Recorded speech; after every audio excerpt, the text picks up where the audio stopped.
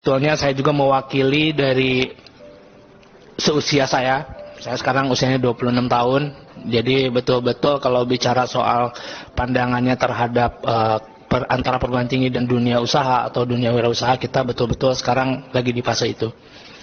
Sebagai informasi saja bahwa kalau tadi pertanyaannya pimpinan, gimana sekarang kondisi anak muda, saat ini kita sebut sebagai useless generation. Artinya generasi yang useless. Mau cari kerja susah, membuka usaha juga susah. Namun demikian, peluang itu terbuka sangat lebar. Saya bisa berbicara bahwa perguruan tinggi di Indonesia masih terbuka lebar kesempatannya. Karena apa? Saya lulusan D3 dan saya jadi orang pertama untuk memimpin Alibaba Channel Partner di ASEAN. Tapi saya hanya lulusan D3. Artinya pendidikan pada saat ini memang abu-abu. Saya direkrut Alibaba bukan karena D3-nya, tapi karena kursus saya ada di 3 negara. University of Michigan, Harvard Business School, sama di University of Virginia. Artinya dengan tadi kasusnya di Korea ada university bahkan sulit untuk mendapatkan mahasiswa, itu sudah tidak heran lagi. Kenapa? Karena dunia internasional sekelas Alibaba pun tidak pernah melihat background pendidikannya, tapi skill kitanya apa? Melalui kursusnya. Terjadi saat ini. Kita punya startup, teman-teman HIPMI juga banyak mengelola teman-teman anak-anak muda. Bahwasanya fenomena yang terjadi adalah untuk perusahaan-perusahaan kita tidak lagi melihat background pendidikan. Maka kalaupun data menunjukkan ada 80% mahasiswa di Indonesia bekerja tidak sesuai dengan jurusan kuliahnya, mohon izin di slide nomor 6,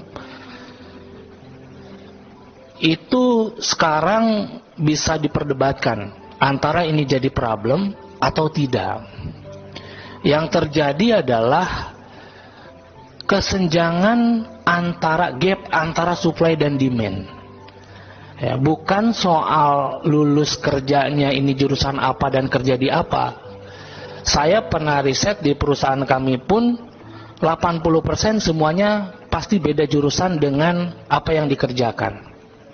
Cuman yang perlu diketahui bahwa skill orang belum tentu dihasilkan dari jurusan kuliahnya. Dan bahkan tadi dengan fenomena supply and demand, contohnya kenapa kita ngambil kursus di Harvard? Karena ada kebutuhan.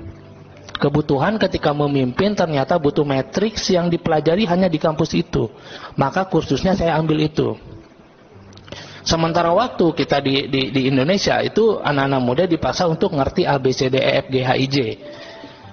Saya ini faktual banget pimpinan, bahwa ketika kita datang ke kampus yang dipelajari akuntansinya masih standarnya seperti itu, saya bilang perusahaan semua sekarang sudah mungkin tidak akan perlu lagi akuntan ke depan. Saya hanya bayar aplikasi akuntan 500.000 sampai 1 juta sebulan sudah tercover semuanya. Artinya apa? Dari sisi supply-nya juga harus tahu bahwa demand-nya itu tidak membutuhkan lagi hal-hal seperti itu. Maka tadi sudah sangat betul sekali dari yang terhormat Kadin sudah menginstruksikan bahwa industri berkembang lebih cepat daripada pendidikannya. Ya, kalau kita ngelihat dari World Economic Forum memperkirakan tahun 2025 itu akan ada sekitar 85 pekerjaan yang akan digantikan oleh mesin. Kalau kami di dunia usaha, di dunia bisnis akan lebih memilih mesin dibanding orang. Kenapa? Mesin tiap tahun harganya turun, orang tiap tahun demo minta naik gajinya.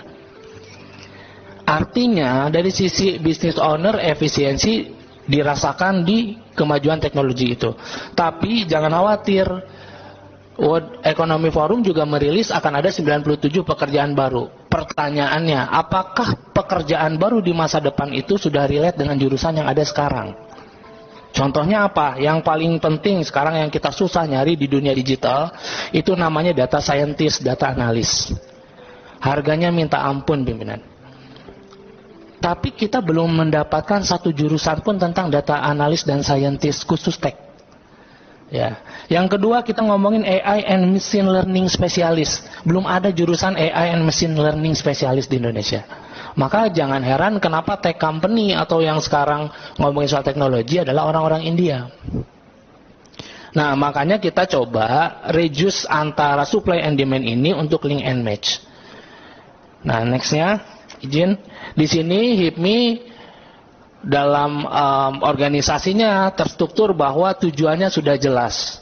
Ada yang namanya mendorong dan peran serta dalam mengembangkan jiwa kewirausahaan di kalangan generasi muda. Nyambungnya apa? Ketika kita di generasi useless generation, ada di generasi sandwich. Makanya kenapa orang Korea ini nggak mau kuliah, karena dia ada di generasi sandwich bahasanya kita.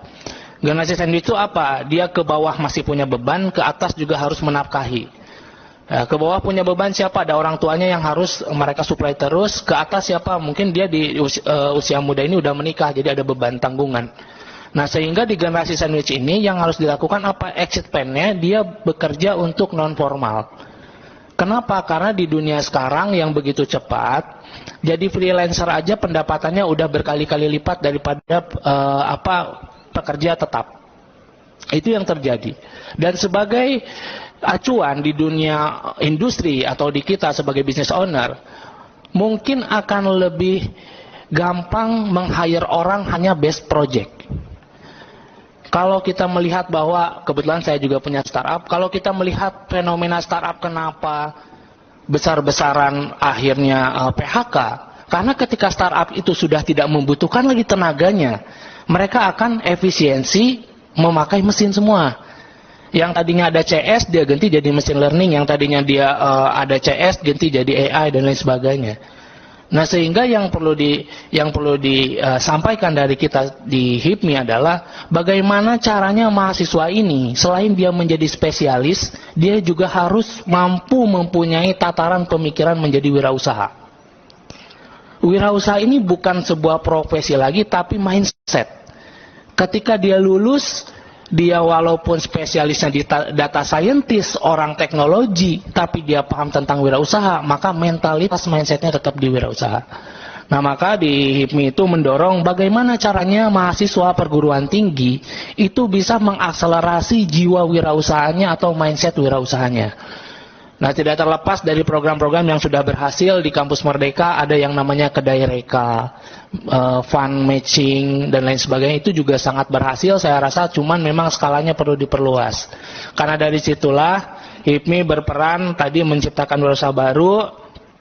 Boleh di slide 8. Kalau kita ngelihat dari misinya si HIPMI ini sekarang kita bahwa membangun kemitraan strategis dengan perguruan tinggi dalam melahirkan inovasi baru. Jadi selain mendorong bahwa nanti akan ada profesi-profesi baru dengan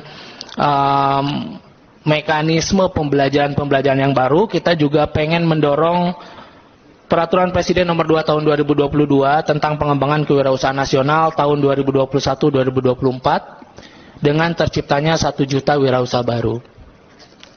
Nah, dalam hal ini di halaman 10 kita bisa melihat bahwa rasio kewirausahaan kita sangat rendah dibanding negara-negara lain.